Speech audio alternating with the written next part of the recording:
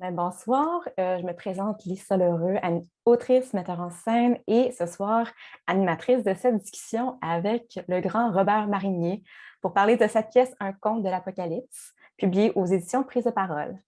Robert Marinier est originaire de Sudbury, a été formé d'abord en tant qu'interprète à l'École nationale de théâtre, ensuite aux ateliers Alain Knapp à Paris. Il œuvre au théâtre et à la télévision depuis plus de 40 ans, où il met en scène, joue, est conseiller dramaturgique et, ce qui est plus important pour nous ce soir, c'est qu'il écrit. Il est auteur d'une dizaine de pièces de théâtre, dont L'Insomnie, ma pièce vraiment préférée de tout ce qu'il a écrit, L'Inconception, À la gauche de Dieu et Épinal. Il est aussi l'auteur de plus d'une centaine d'émissions de télévision et de radio. Sa plus récente pièce, Un conte de l'Apocalypse, a été coproduite par le Théâtre de la Vieille 17 et le Théâtre français du Sénat en janvier 2020 et publiée chez Prise de parole en novembre 2021. Merci Robert Marinier d'être ici avec nous ce soir et au public d'être là ce soir ou le jour quand vous allez visionner cette superbe discussion entre Robert et moi. Donc, pour commencer, Robert, Oui. Épinal est né en 2002. Je parle d'Épinal pour une raison. Et a été publié chez Prise de parole en 2005. Il y a donc un écart de 16 ans en cette publication-là et l'arrivée d'un conte, la publication d'un conte de l'Apocalypse. Oui. Je suis curieuse de savoir à quel moment est arrivée la germe pour écrire un conte de l'Apocalypse. Combien de temps ça a travaillé? D'où ça vient cette pièce? Et comment s'est passé ce retour-là à l'écriture dramatique après tant d'années d'investir vos énergies créatives ailleurs? Je sais que vous avez été très, très, très occupé durant ces 16 ans-là, mais c'est ça. Deux questions en une. Bon, il y a une longue réponse puis il y a une courte réponse. Je vais te donner la longue, OK? Oui. Bon, bien justement, j'avais passé mon temps à faire d'autres projets et puis j'étais un petit peu en burn-out. Et puis, comme j'avais été parti, enfoui dans un grenier en train d'écrire avec mon partenaire, Luc Thériault, il n'y avait comme pas vraiment grand-chose qui se passait. Et puis, juste pour me garder santé mentale, je me suis donné des projets comme ça, juste comme ça pour travailler, à penser la nuit quand je suis debout, quand je ne dors pas. Et puis, un de ces projets-là, j'ai dit, mais j'aimerais ça retourner écrire pour le théâtre parce que moi, je préfère le théâtre que d'écrire pour la télévision, pour toutes sortes de raisons qu'on peut, en tout cas. Et puis, j'ai dit, bon, ben j'aimerais ça, écrire pour le théâtre, parce qu'au théâtre, on peut faire toutes sortes de choses qu'on ne peut pas faire à la télévision. Et puis, je me suis donné comme ça, j'ai dit, de quoi tu vas parler? Tu sais, je suis rendu un petit peu vieux pour commencer à me gratter le nombril un peu dans mes affaires. Fait que j'ai dit, bon. Puis, un sujet qui, moi, me touche beaucoup, c'est justement le réchauffement planétaire, la destinée de l'humanité face à ça. Tu sais. Et puis donc, je me suis donné ça. Puis tranquillement, je travaillais là-dessus. J'ai décidé assez rapidement. Je me suis dit, moi, si je veux parler de ça, c'est un sujet qui est comme pas nécessairement très dramatique dans le sens de notre métier. Et fait que j'ai dit, bon, on va aller dans on va faire le théâtre épique, que c'est un genre de théâtre que je connais assez bien. Et parce que ça, on pouvait faire ça. Mais encore là, c'était assez vague de quoi je voulais parler. Tout ce que j'avais, c'était, je m'imaginais les enfants d'aujourd'hui, leurs enfants, ils vont-tu assez nous haïr, ces gens-là? Quand eux autres vont se ramasser dans des situations qui peuvent devenir assez graves, vraiment très graves. Parce qu'en ce moment, ça avance, tu sais, ça semble avancer lentement, mais si tu regardes comme il faut, tu te rends compte que non, ça avance beaucoup plus vite qu'on prévoit. Et bon, fait que je me suis lancé là-dedans, je me suis donné un genre comment je fais, une trame, l'histoire de génération, donc un père et un fils. Père et fils parce que je suis un gars, je connais mieux ça. Je n'ai jamais été un père, mais déjà été un fils. Et puis, donc, j'ai parti ça, puis je me suis donné des points, des plot points, comme on dit, pour me rendre vers une fin, mais je ne savais pas où je m'en allais. Et puis, bon, ben, dans le théâtre épique, il y a un phénomène qui s'appelle la distanciation. Et puis, je cherchais cette distanciation. Puis, c'est ça que je voulais, justement, jouer avec la distanciation, que je n'avais jamais vraiment fait avant. Et puis, en faisant ça, il m'est venu cette folle idée que, mais si le personnage savait qu'il était dans une pièce de théâtre. Et les premières fois que ça m'est venu, ça m'a fait rire, je trouvais ça drôle, puis je l'ai rejeté en me disant, c'est possible. Mais ça continuait toujours à revenir, puis à un moment donné, j'ai comme compris comment ça pouvait rentrer dans l'histoire. J'ai compris comment ça pouvait rentrer, mais pas comment le faire. Ça a pris beaucoup de temps. Et puis là, j'ai commencé juste à essayer de mettre cette histoire-là ensemble. Et puis, l'histoire était vraiment... La pièce a vraiment été écrite, malgré le fait que j'avais des points que je voulais rejoindre. Elle a été écrite scène par scène, une scène après l'autre, en ne sachant vraiment pas où je m'en allais, en me dirigeant vers certains événements que je voulais qu'ils arrivent. Puis, voilà. En gros, c'est de là que ça vient. Ne sachant pas qu'est-ce que c'était pour dire, mais en disant, tu sais, va la galère, on va voir ce que ça va. J'ai écouté un petit clip. C'était un clip fait pour la Fondation quand vous avez remporté le prix pour faire la résidence à Mariemont. Oui. Puis dans ce clip-là, vous avez parlé un peu du projet d'écriture, mais vous n'avez pas encore eu la chance de vraiment plonger pleinement dedans. Et dans ce clip, vous avez parlé du fait que vous comptiez avoir une approche différente avec ce projet quant à vos autres projets antérieurs. Maintenant que la pièce a été montée, publiée, peut-être que vous ne vous souvenez pas ce que vous avez dit lors de ce petit clip-là, mais comment est-ce qu'un conte pour voyons, je ne vais jamais la voir, mais je vais la voir, un conte de l'Apocalypse se distingue des autres pièces que vous avez écrites? Je pense que c'est parce que je suis parti d'un thème. Je ne suis jamais parti d'un thème, j'ai toujours parti d'une situation dramatique en me disant, deux personnes font ça, un personnage fait ça, un personnage est comme ceci. Et puis ici, j'ai parti d'un thème, j'ai dit, bon, on va faire quelque chose de ce que je n'ai jamais fait avant. Puis le thème, c'était le réchauffement, planète Terre, la réaction du monde à ça. Et puis j'ai commencé à construire de là. Et puis... donc, ça a été vraiment très différent, dans le sens où avant, j'avais toujours, comment je pourrais dire ça? Il y avait comme toujours un genre de sentier à suivre. Et puis, si je n'avais pas de sentier, ce que j'avais, c'était des îlots plus loin que je voulais essayer d'atteindre. Je ne savais pas exactement où était l'îlot, et puis je devais juste faire mon chemin pour créer le sentier pour me rendre. Donc, ça a été une expérience très intéressante. Ouais. Et puis, donc, j'ai déchiré bien des pages. Est-ce que vous diriez qu'il y a des similitudes quand même avec d'autres? Est-ce qu'il y a des... C'est difficile de le dire quand on est à l'intérieur, mais des choses que vous remarquez qui vous habitaient dans d'autres pièces, qui sont revenues parce que c'est des obsessions ou des préférences? Oui, bien, il y a une chose qui me faisait beaucoup penser à l'insomnie dans cette pièce-là. Il y a multiples personnages, beaucoup de personnages, et puis une histoire complètement abracadabra, qui devient de plus en plus complexe au fur et à mesure que l'histoire avance. Ça, c'est des affaires que moi j'aime.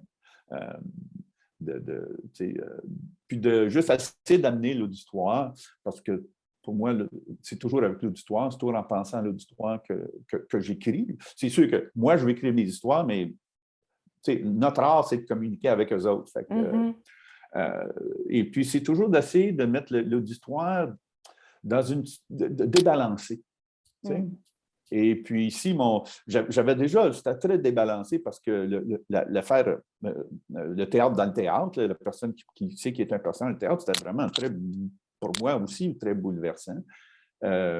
Mais c'était aussi une expérience de voir, est-ce qu'une bonne trame peut garder l'auditoire là, même s'il y a tous les tournants, tu fais tout pour pas qu'il embarque dans l'histoire. Donc, la distanciation. Le phénomène de la distanciation, pour ceux qui ne connaissent pas, c'est un phénomène où tu essaies où que les enjeux sont sociaux et non pas psychologiques. Et puis, c'est une écriture qui essaie de garder la distance entre l'auditoire et le personnage, de ne pas avoir de s'identifier au personnage, mais de rester à l'extérieur de lui et de juger ses actions.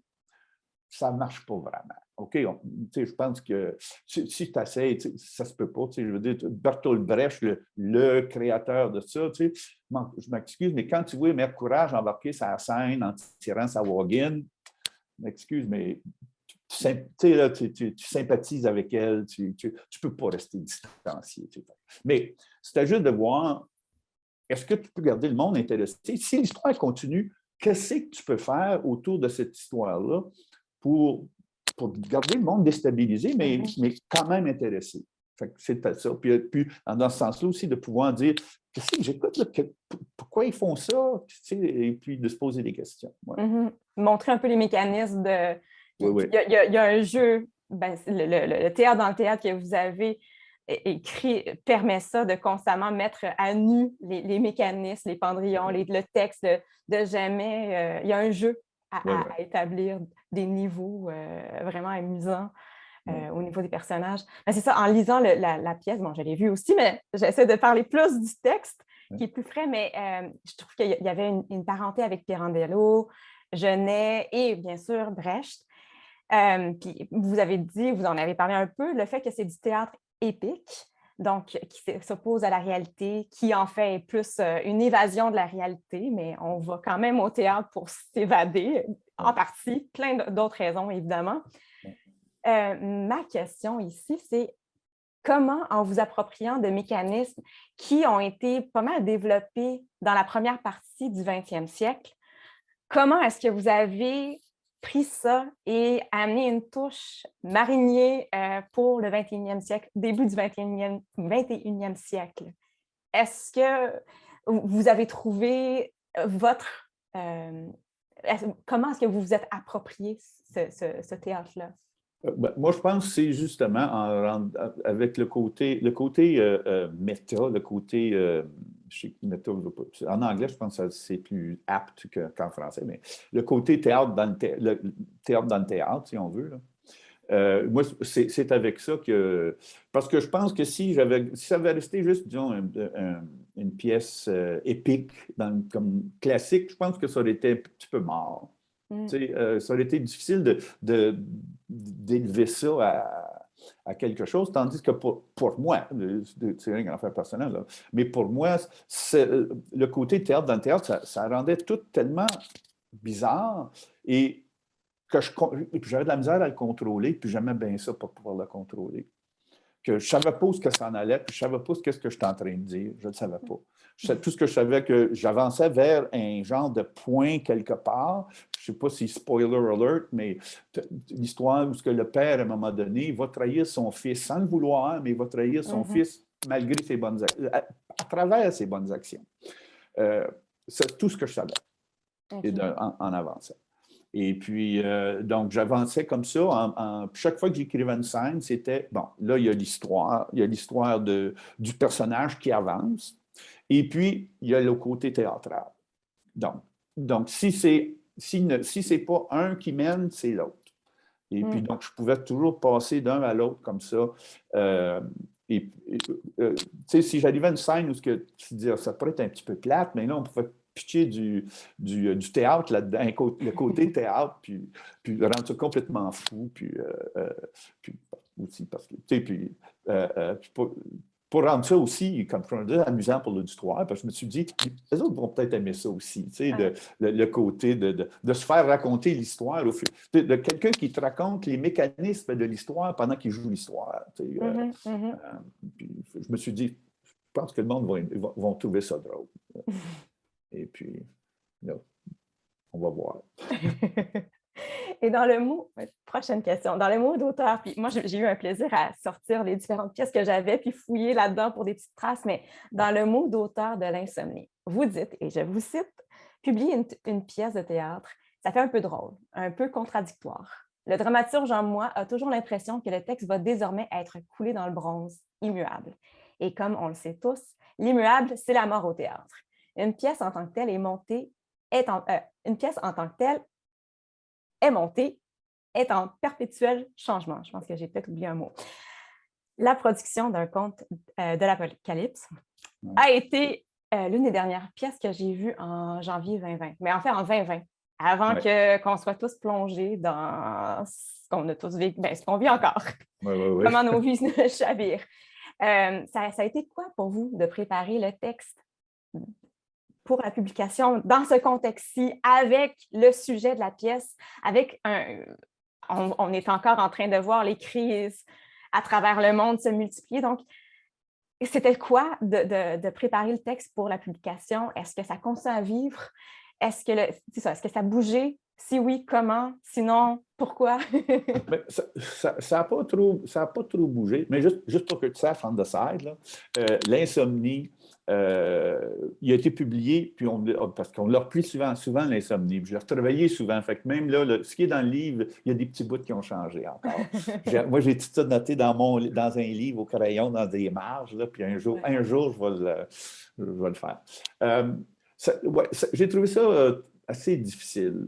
De ne pas avoir eu la chance de retravailler la pièce, parce que d'habitude, dans mon temps, okay? Dans mon temps, comme si on prend l'insomnie a été montée comme, on l'a repris comme 4-5 fois.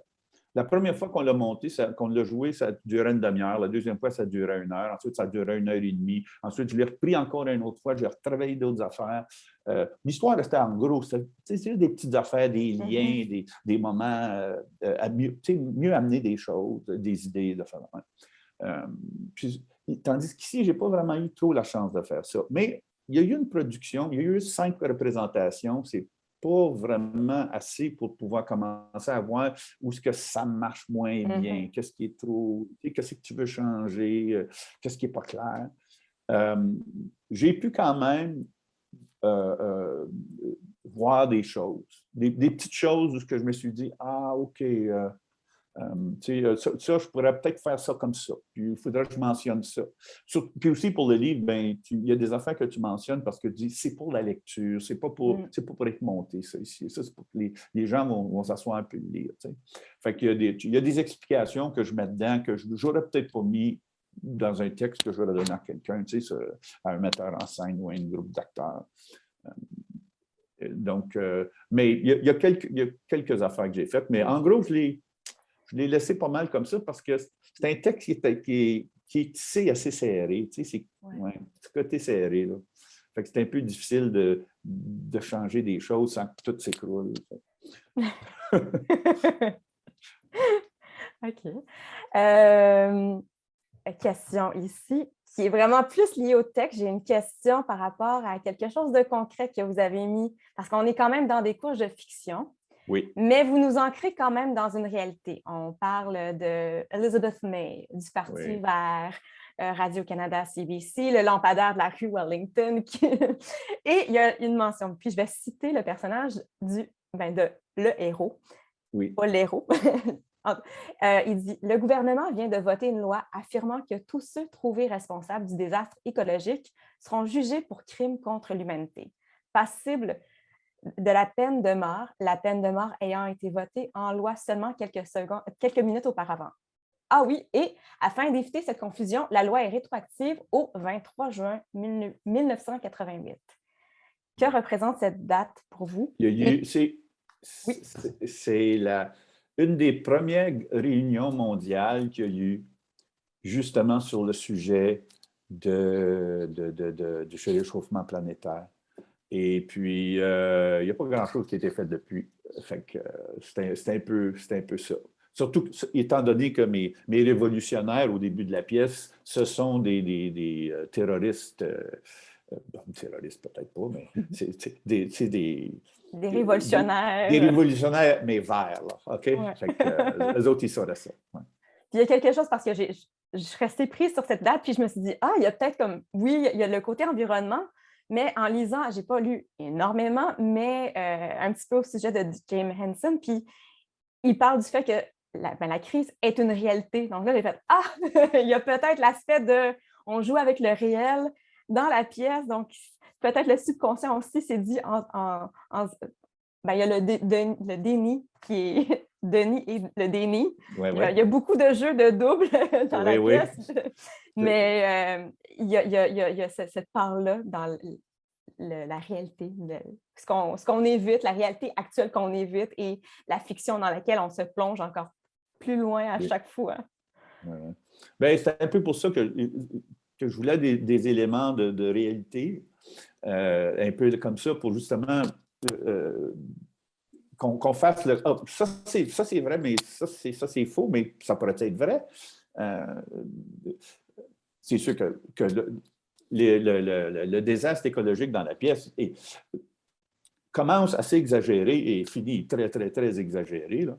Mais n'empêche que des petits moments de réalité, comme beaucoup de choses politiques dans la pièce, où ce que j'ai eu la chance de faire de travailler sur des jobs où ce que tout à coup, j'ai eu la chance d'exposer comme la révolution russe et puis des révolutions dans d'autres pays. Puis tu te rends compte que la vie, elle ne coûte pas cher dans ces places-là. Les Russes, quand ils ont fait la révolution, il y avait des quotas de gens à tuer. Pourquoi on les tuait? Je ne suis pas trop sûr, on avait juste des quotas, il fallait les tuer. Des choses comme ça que je voulais insérer dans l'histoire aussi pour en gros aussi, parce que je pense qu'on ne fait pas assez peur aux gens à propos on en parle, là, c'était frais, ça va monter d'un degré et demi, mais si ça monte plus que ça, qu'est-ce qui va arriver? On va se ramasser à vivre dans des villes souterraines à manger des algues et des champignons, plus capable d'être à la surface de la Terre. La planète, elle va survivre, elle s'en fout. C'est nous autres, est-ce qu'on va survivre là-dedans? Bien, un peu en lien avec ça, vous avez une note sur les rôles et la distribution. Puis je ne sais pas si en tout cas, vous dites que tous les personnages sont des hommes blancs. La distribution se fait sans égard pour le sexe ou la race des comédiens. Ouais. Pourquoi? Est-ce que c'est un peu...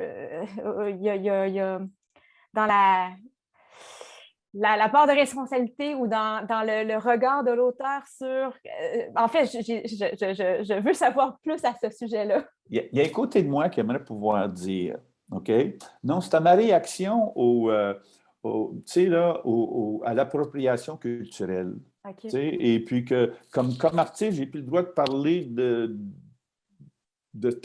mettre un personnage comme ça sur une scène parce que comment est-ce que je peux le comprendre? Mais c'est pas ça du tout. Honnêtement, c'est pas ça. C'était dans le théâtre épique, tout est signifiant. Au théâtre, tout est signifiant, mais dans le théâtre épique, particulièrement, tout est signifiant, socialement signifiant. Et puis, je me souviens, à un moment donné, j'étais en train de dire « Ah, tel personnage ». J'ai dit peut-être que ça pourrait être une femme, parce que je pense que c'était justement le juge. Là. À un moment donné, il est devant un juge. Et puis, je pense que j'étais arrivé là, puis j'ai dit peut-être que je devrais faire le personnage une femme, parce que, tu sais, rien que des hommes, jusqu'à maintenant, rien que des hommes. Et puis, j'ai dit oui, bien là, si ça veut-tu dire que les femmes représentent quelque chose dans la pièce? Puis là, j'ai dit non, c'est tous des hommes blancs, parce que c'est les hommes blancs qui nous ont emmenés ici, avec l'aide d'autres, mais c'est vraiment les autres qui l'ont fait. On ne se le cachera pas. Le monde appartenait aux hommes blancs, puis c'est eux qui nous ont menés ici, puis c'est encore eux autres qui mènent pas mal. Fait que je me suis dit, c'est eux autres. C'est eux autres que ça tombe dessus. Puis là, je me suis dit, mais parce que je ne voulais pas que ce soit juste un choix avec des hommes blancs dedans, je me suis dit, bon, ben écoute. Et puis moi, en plus, j'aime un théâtre très théâtral, où on sait qu'on est au théâtre. Et puis, donc, je veux voir des personnages changer de chapeau puis devenir un autre personnage. Moi, j'aime ça, ce genre de théâtre-là. J'aime la théâtralité. Et puis, en plus, avec ça, c'était que pour pouvoir faire marcher cette histoire d'un personnage qui sait qu'il est un personnage dans une pièce de théâtre, j'ai recommencé plusieurs fois. Je me souviens au tout début, quand je commençais à écrire, j'ai eu... ma blonde devait quitter pour la fin de semaine, puis je dis, je m'en vais chez nous. Puis je commence. OK? Vendredi après-midi, là, je m'en vais chez nous, puis on sort quelque chose. Et puis, par 2 fois, c'est arrivé. En dedans d'un mois, ma blonde est partie. Puis, bon. Puis, par les 2 fois, le vendredi après-midi, je suis là, puis vendredi, par l'heure du souper, je mets tout aux poubelles parce que je me dis, ça ne marche pas, là. Tu sais, donc, ça m'a pris bien beaucoup à mettre ça ensemble. Et puis, je l'ai trouvé quand je me suis rendu compte que pour pouvoir faire ça, il fallait que ce soit excessivement théâtral. Ça ne pouvait pas être le moindrement réaliste. Parce que du moment que c'était réaliste, ça ne se tenait juste plus. Mais si ça pouvait être aussi si la pièce pouvait être aussi théâtrale que cette chose-là, là, ça pouvait rentrer. Et puis, donc, c'est pour ça qu'il y a des événements. Les événements qui arrivent, c'est arrangé par le gars des vues. Là. Tout est. Ouais, en tout cas, c'est ça. Dire ça se peut pas. Oui, ça se peut parce qu'on est au théâtre. Dernière question. Vous avez le personnage de Galant qui dit « Ah, tu sais, moi, le théâtre, je n'ai jamais trop compris à quoi ça servait. » D'après vous, en 2022, est-ce que ça sert encore à quelque chose? Moi, je vais dire oui. Oui. Moi, je vais dire oui. Et puis, parce que moi, d'où je viens, moi, quand j'ai commencé à faire du théâtre à Sudbury, quand j'avais 16, 17 ans, 18 ans, on n'avait rien. Et puis, on ne savait pas qu'est-ce qu'on faisait. Et puis, on a monté une pièce. Puis, en Ontario, il y avait, je ne sais pas si ça existe encore, le festival Sears. C'était un festival de compétition de théâtre, comme les anciens Grecs faisaient. Et puis, nous, on a monté une pièce, puis la première pièce qu'on a montée, on avait monté, pour rendre l'histoire encore plus longue, on avait monté l'année d'avant, on a monté Zone de Marcel Dubé, dans lequel je jouais un policier de 40 ans, j'en avais comme 16. Et puis, entre-temps, après ça, il y a eu la pièce, moi je viens du Nord-Esti, qui a été montée à l'Université de Sudbury. Et puis, Hélène Gravel, qui était mon prof à Macron-Cartier, quand je faisais du théâtre là, elle nous a dit, il faut que vous allez à l'université voir cette pièce-là, ce que j'ai fait. Et puis après ça, c'était comme, on ne peut plus monter les pièces des autres. Les autres, ils ont monté une pièce à propos du monde à Sudbury, à propos d'un gars qui, son père, c'était un mineur, okay? Qui tombe, sa blonde, elle tombe enceinte. T'sais, à 16 ans, c'est des affaires qui t'inquiètent. C'est des drames dans la vie, ça, pour toi, à cet âge-là. Et c'est devenu, on peut plus, il faut qu'on écrive nos propres pièces. Puis donc, l'année d'après, il y a Nicole Beauchamp et Linda Sorgini qui ont écrit une pièce qui s'appelait Le jeu des cartes, qu'on a montée. Puis on a gagné Sears, on a gagné pour la ville, on a gagné pour la région, on a gagné pour la province. À ce moment-là, je me suis rendu compte que le théâtre, c'était pas juste du divertissement. Le théâtre, c'était un acte politique. Du théâtre en français en Ontario, c'était un acte politique. Ça a toujours resté avec moi. Et puis, on parle à notre monde. On n'a pas, la TV, on n'y a pas accès. Okay? Très peu encore aujourd'hui, puis on ne l'avait pas, encore moins à cette époque-là. Ça, le théâtre, on l'a. On peut parler, on peut raconter nos histoires, puis on peut parler directement à notre monde. C'est sûr que ce n'est pas une histoire en particulier qui va changer de quoi, mais c'est sous-jacent en dessous des histoires qui se promènent, puis qui continuent, puis qui restent avec le monde. Et puis c'est ça qui change. C'est ça qui fait changer le monde. On amène tranquillement les gens avec la culture à changer leur façon de penser.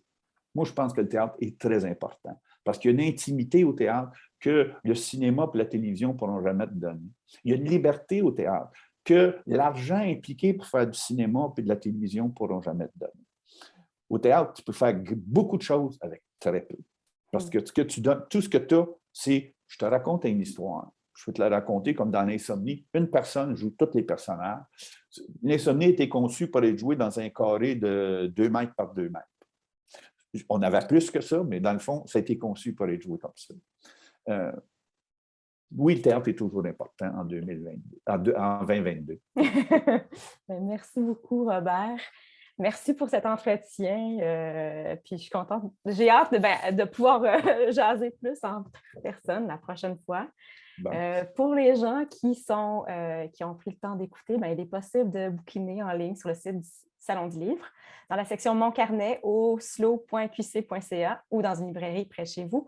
Et vous pouvez vous procurer un conte de l'Apocalypse de Robert Marinier, publié chez Prise de parole. Merci et à la prochaine, Merci à toi. Robert. Ça a été bien le fun. Oui, bye. Bye bye.